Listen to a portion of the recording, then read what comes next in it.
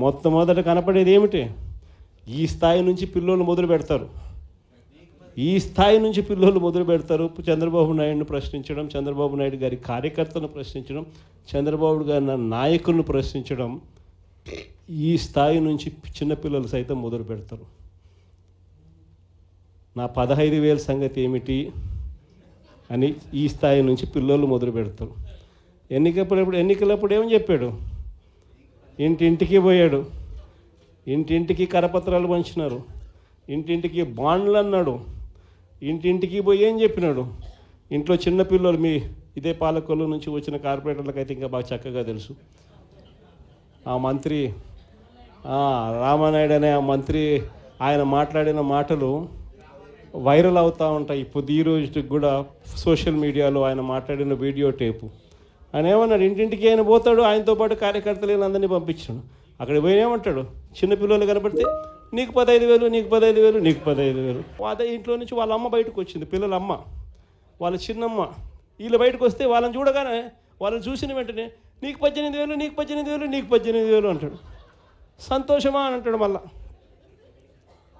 అంతలో ఇంట్లో నుంచి ఈ చిన్నమ్మలు, ఈ అమ్మలు, వాళ్ళ అమ్మలు బయటకు వచ్చినారు. వాళ్ళని చూడగానే నీకు 50 ఏళ్ళ వయసు కదా, మీకు 48,000, నీకు 48,000, నీకు 48,000 అన్న మొదలుపెట్టినాడు. అంతటితో ఆగల.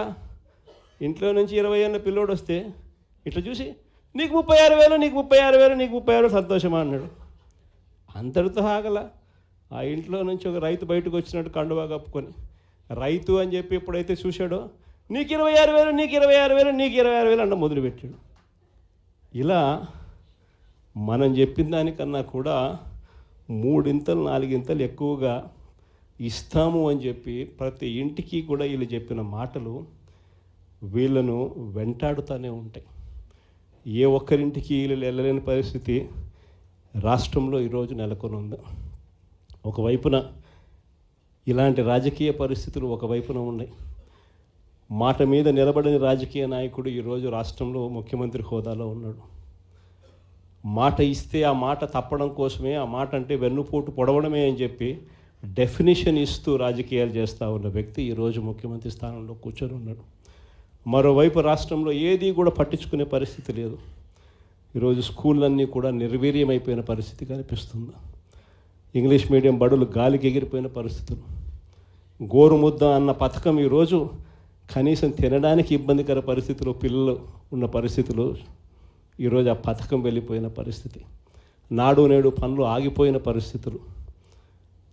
పిల్లల చేతుల్లో ట్యాబులు పెట్టి 8వ తరగతికి వచ్చేసరికి చిక్కటి చిరునవ్వుతో పిల్లలు కనిపించే పరిస్థితి ఈరోజు తెరమరుగైపోయింది.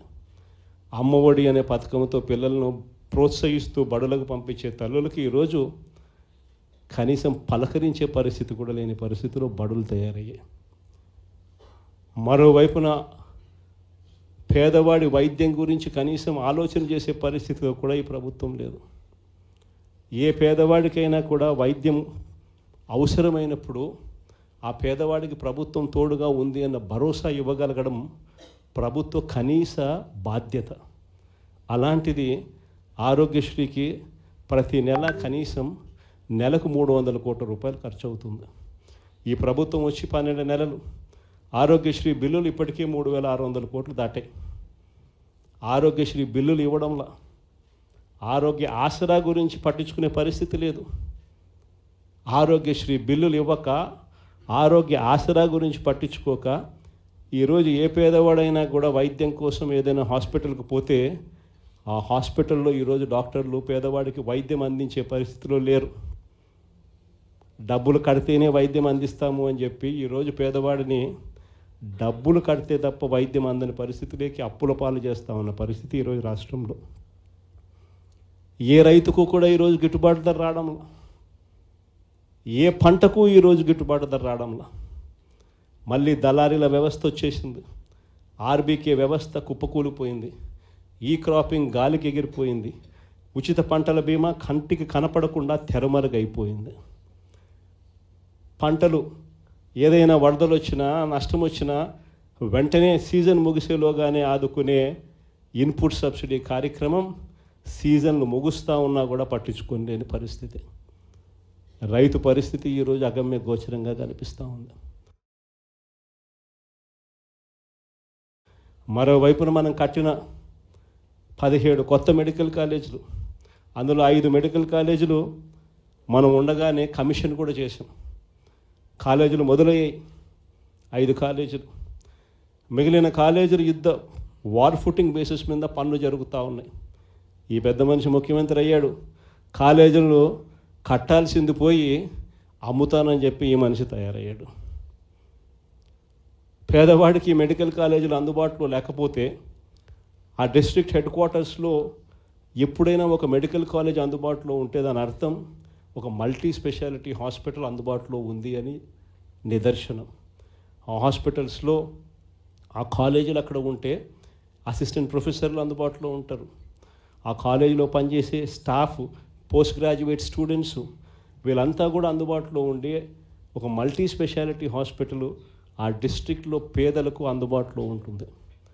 ఎప్పుడైతే ఈ మెడికల్ కాలేజ్ అక్కడ అందుబాటులో ఉంటుందో, గవర్నమెంట్ మెడికల్ కాలేజ్ అందుబాటులో ఉంటుందో, అప్పుడు ప్రైవేట్ రంగంలో ఉన్న ఏ హాస్పిటల్ కూడా పేదవాడిని ఎక్స్ప్లాయిట్ చేయని పరిస్థితిలోకి వస్తాడు. ఎందుకనంటే ఎక్స్ప్లాయిట్ చేసే పరిస్థితి అంటే అక్కడే గవర్నమెంట్ హాస్పిటల్ ఉంది కదా, మెడికల్ కాలేజ్, ఆటికి పోతామని చెప్పి చెప్తారు ఎవరైనా కూడా. ఆ పరిస్థితి నుంచి నాశనం చేసి కాలేజీలు అమ్మడానికి సిద్ధపడ్డాడు. మన ప్రభుత్వ హయాంలో గతంలో ఎప్పుడు జరగని విధంగా, రాష్ట్ర చరిత్రలో ఎప్పుడు చూడని విధంగా మనం కొత్తగా గవర్నమెంట్ రంగంలో 3 పోర్టులు ఏకంగా కట్టడానికి శ్రీకారం చుట్టాం. ఇదే విశాఖపట్నం జిల్లాలో ప్రజలకు అందరికీ కూడా బాగా తెలుసు. మూలపేట, శ్రీకాకుళం జిల్లాలో పోర్టు. గతంలో ఎప్పుడు ఊహించని విధంగా శ్రీకాకుళం జిల్లాకు అభివృద్ధి బాట నడిపించే ఒక గొప్ప అడుగు ఆ పోర్టు. ఆ పోర్టులో అడుగులు వేసింది ఎప్పుడు అని అంటే మన ప్రభుత్వం వచ్చిన తర్వాతనే. అక్కడే మనం భూములు కొనుగోలు దగ్గర నుంచి, పర్మిషన్ తేవడం దగ్గర నుంచి, చివరికి ఆ పోర్టు ఇబ్బంది పడకోకుండా ఫైనాన్షియల్ క్లోజర్ కూడా మనమే పూర్తిగా కంప్లీట్ చేసి ఏకంగా మనం 30% పనులు కూడా పూర్తి చేసే కార్యక్రమం మనం చేస్తే, చంద్రబాబు నాయుడు గారు ఇప్పుడు ఆ 3 పోర్ట్లను, గవర్నమెంట్ రంగంలో ఉన్న 3 పోర్ట్లను కమిషన్ల కోసం అమ్మడానికి ఈ పెద్ద మనిషి శ్రీకారం చుట్టాడు. ఇదే పెద్ద మనిషి చంద్రబాబు నాయుడు గారు ఇదే ఉత్తరాంధ్రలో ఎప్పుడు చూడని విధంగా ట్రైబల్ ప్రాంతాన్ని అభివృద్ధి పదంలో మనం నడిపించాం. ట్రైబల్ ప్రాంతంలో ఒక ట్రైబల్ ఇంజనీరింగ్ కాలేజ్, ట్రైబల్ ప్రాంతంలో ఒక మెడికల్ కాలేజ్, ట్రైబల్ ప్రాంతంలో ఏకంగా 5 సూపర్ స్పెషాలిటీ హాస్పిటళ్ళు ఐటీడీఏ పరిధిలో, ఏకంగా సాలూరులో ఒక ట్రైబల్ యూనివర్సిటీ కూడా అడుగులు వేగంగా మనం ముందుకు వేయి చేస్తే ఈ పెద్ద మనిషి పూర్తిగా వాటి పనుల గురించి ఈరోజు పట్టించుకునే పరిస్థితులు ఎవడూ లేని పరిస్థితుల్లో ఈరోజు ట్రైబల్ ప్రాంతం కనపడతా ఉంది. ఈరోజు భోగాపురం ఇంటర్నేషనల్ ఎయిర్పోర్ట్ మనందరికీ కూడా పరిచయం. ఆ పనులు 5 సంవత్సరాలు చంద్రబాబు నాయుడు హయాంలో పనులు మొదలు కాల. బ్యాలెన్స్ ల్యాండ్ అక్విజిషన్ పూర్తి ఎప్పుడైంది అని అంటే అది మన హయాంలో. ఆ ప్రాజెక్టు శంకుస్థాపన ఎప్పుడు జరిగింది అని అంటే మన హయాంలో.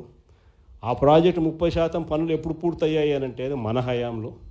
ఏదైనా కూడా విశాఖపట్నం కానీ, ఉత్తరాంధ్రకు కానీ, రాష్ట్రంలో మరొక చోట కానీ, ఇంకొక చోట కానీ ఎక్కడైనా అభివృద్ధి పథంలో పనులు ఏదైనా జరిగాయి అని అంటే, చివరికి నాడు నేడుతో స్కూళ్ళు సైతం అభివృద్ధి ఎప్పుడు చెందాయి అని అంటే అది ఒక్క వైఎస్ఆర్సీపీ ప్రభుత్వ హయాంలోనే. ఈరోజు అన్నీ కూడా నాశనం అయిపోయిన పరిస్థితి కనిపిస్తూ ఉన్నాయి.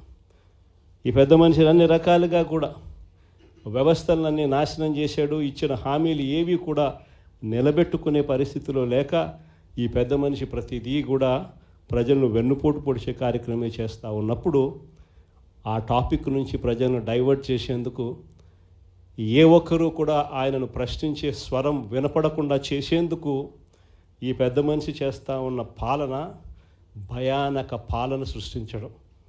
ఆ భయానక పాలన సృష్టించడంలో భాగంగా ఈరోజు రెడ్ బుక్ రాజ్యాంగం నడుస్తూ ఉంది. ఈ రెడ్ బుక్ రాజ్యాంగంలో ఎవరైనా కూడా గొంతు విప్పుతారు చంద్రబాబు నాయుడుకు వ్యతిరేకంగా అని చెప్పి ఎక్కడ చంద్రబాబు నాయుడు గారికి అనిపించినా వెంటనే ఆ మనిషి గొంతు పట్టుకోవడం, ఆ నులిపేయడము అనేది ఎలా అనేది మాత్రమే చేస్తూ ఉన్నారు.